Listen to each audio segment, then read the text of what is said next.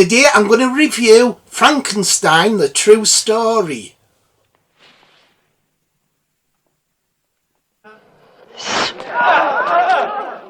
Frankenstein, the true story was broadcast in 1973. It's a British TV movie based on the 1818 novel Frankenstein by Mary Shelley. The TV movie was directed by Jack Smight and the screenplay was by Christopher Isherwood and Don Bachardy. It runs 3 hours and 5 minutes and was broadcast in 2 parts. The makeup was done by Roy Ashton and he also did the makeup on the Hammer films. There was a tie-in novel of the film that was published at the time. Frankenstein, the true story stars Leonard Whiting, Jane Seymour, David McCallum, James Mason and Michael Sarrazin as the creature. Also, Tom Baker pops up as the sea captain. So the plot of this one, it's roughly based on the Mary Shelley story, but there's a bit of a difference that hasn't been done with other Frankenstein films, and that's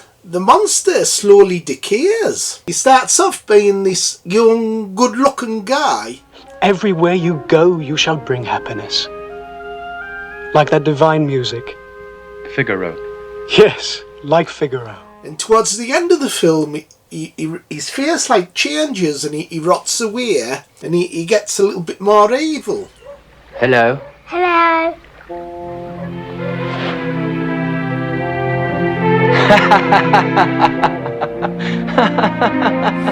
So it's a clever reworking of the story and it's a lavish production as well. So they do a good job with these TV productions of novelisations. This actually reminds us of one of my favourite Dracula productions. The BBC did a production of Dracula in 1977 starring Louis Jourdan. And I class that as my favourite production of Dracula. And this is kind of similar.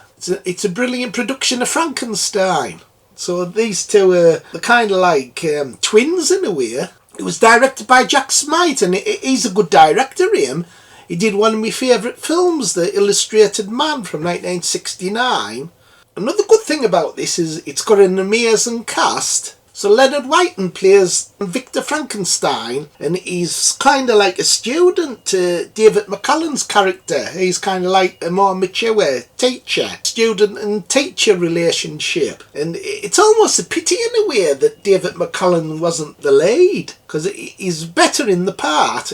I would have preferred him to have played Victor Frankenstein because I thought he was really good in this. But there's a great scene where he's showing him this arm that moves by itself, and there's a great shock sequence where he touches it and it grabs them. David McCallum's character says it recognises you.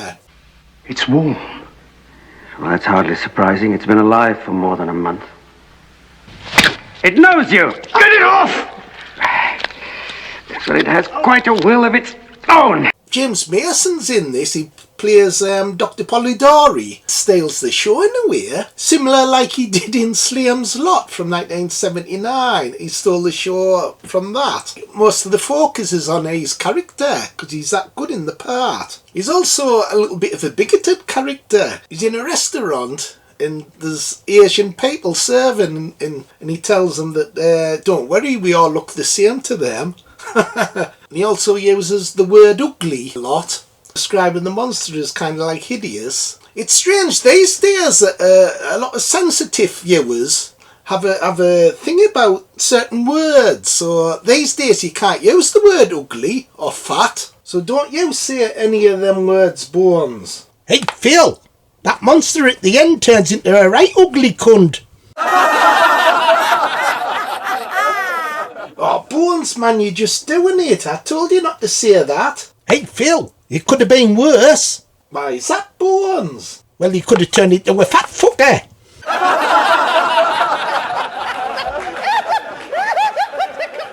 A little bit similar like The Bride of Frankenstein. He wants to create a female version of the creature. And he does in the second part of the production. That focuses more on Jane Seymour, where the first part focused more on the male creature. So James Mason knows how to make animated bodies using chemicals instead of electricity. So he creates a female played by Jane Seymour. Hey, Phil, can you make me a Jane Seymour to play with? I wouldn't mind do one of them myself, Bones. And she's really good in it. She's kind of like this vain, bitchy type of character.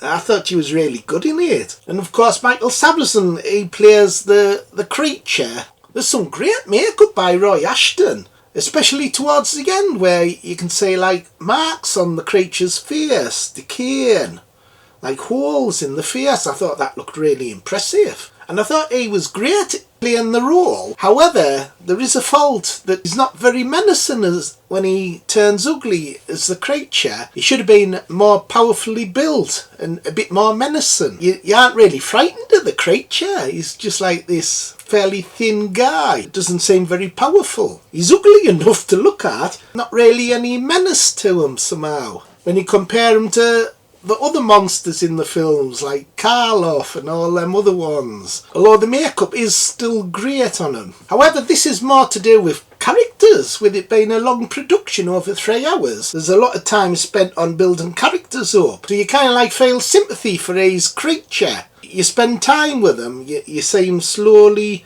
turn from this good-looking man to this hideous monster. And one of my favourite actors pops up, Tom Baker. He plays a sea captain. Hey Phil! Tom Baker played the sea captain in Blackadder 2. Yes, he did, Bones. He was in Blackadder 2, you're right. I love the scene near the end where the monster pulls Jane Seymour's head off. I thought that was great, that.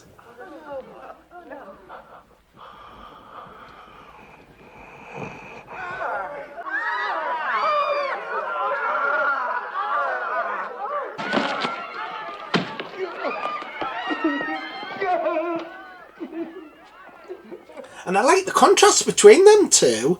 She's good looking, but inwardly she's like a monster. Whereas he is ugly looking, but inside he's kind of like good. One fault I had was the ending. It fell a little bit flat for me, where they go to the North Pole and it ends there, that setting. It's interesting that this has influences from some Hammer films. Polidori can hypnotise, and that was done in Evil of Frankenstein, where the monster gets hypnotised. And also Polidori's hands are like deformed, and that's shown in a few Peter Cushing Frankenstein films as well, because towards the end his hands got burnt. And of course The Bride of Frankenstein from Universal, that's a big influence on this production as well. On the DVD you have an interesting introduction by James Mason right at the beginning, going on about Mary Shelley, and you can watch it in 2 parts.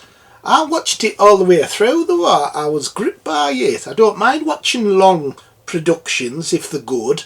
So overall I thought this was excellent. It's another one of them TV productions that hits the spot, a bit like the 1977 Dracula that I mentioned earlier. It is a little bit overlong. It could have been trimmed a bit.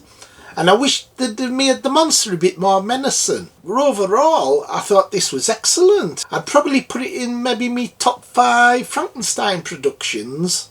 Whereas the Louis Jourdan Dracula, I'd put that as my favourite of the Dracula productions. So out of 10, I'm definitely giving this top marks. 10. 10 out of 10. But I do think Bones, I do like it. I thought it was excellent, Phil. Top marks.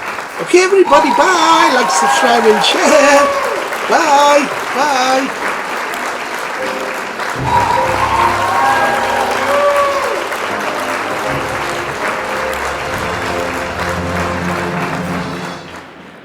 We all rush him together. How can he possibly stand up to us?